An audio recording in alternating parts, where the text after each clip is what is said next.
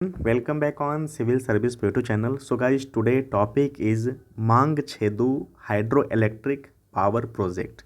So today we will talk about all the dimensions of the India and Bhutan.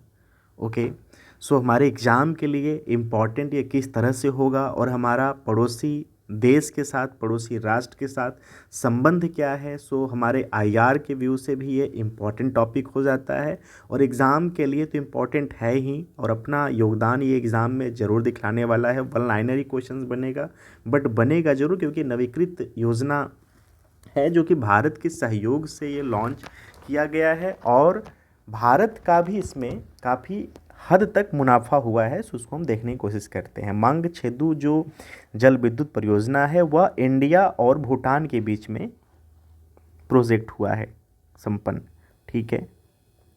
So India and Bhutan, ये please याद रखना, clear.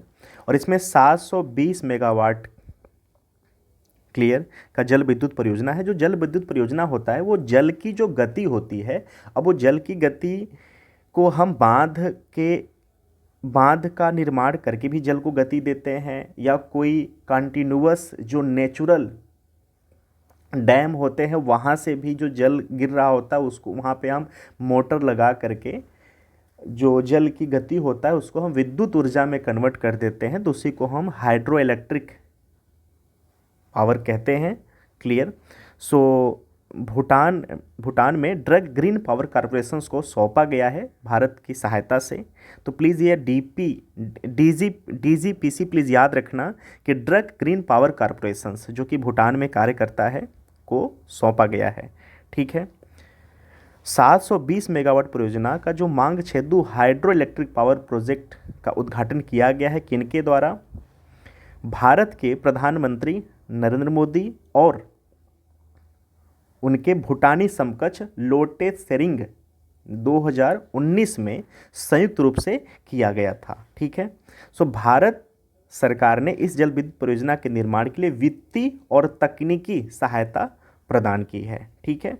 और इस पनबिजली परियोजना को चालू होने से भूटान की जो विद्युत उत्पादन क्षमता है वो 44% की वृद्धि हुई है, जो कि वर्तमान में 2326 मेगावाट हो गया है, ठीक है। और चालू होने के बाद इस परियोजना ने 9000 मिलियन यूनिट से अधिक ऊर्जा का उत्पादन किया है।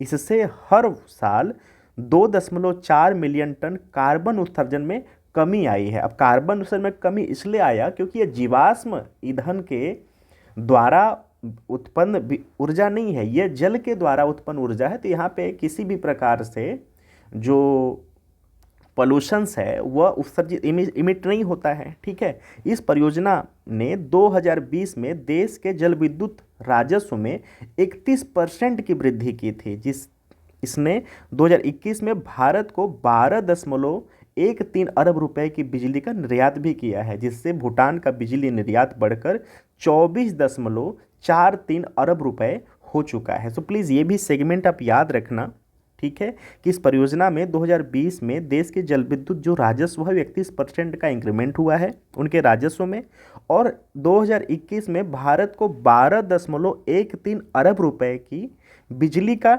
निर्यात भी भूटान किया है, ठीक है। और भूटान का जो बिजली निर्यात है आज के समय में वो 24.43 अरब रुपए हो गया है, ठीक है।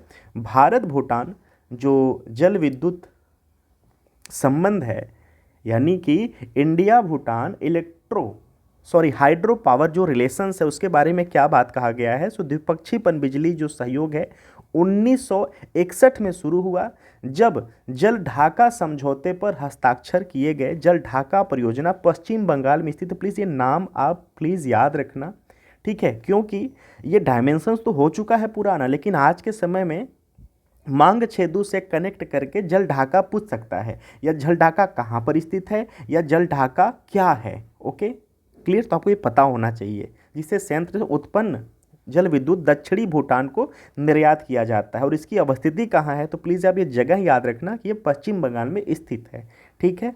और भूटान की पहली मेगा बिजली जो परियोजना है 336 मेगावाट चूखा जल विद्युत परियोजना पूरी तरह से भारत सरकार द्वारा वित्त पोषित थी। इस परियोजना की सफलता ने भूटान में कई अन्य मेगा जल विद्युत परियोजनाओं का मार्ग प्रशस्त किया। सो एवरीबॉडी, आज का जो टॉपिक था ये हमारे अवेयरनेस के लिए भी काफ़ी इंपॉर्टेंट है। सो अगर आपको वीडियो अच्छा लगा होगा तो प्लीज़ एक छोटा सा शॉर्ट नोट्स बना लेना। Thank you so much for watching.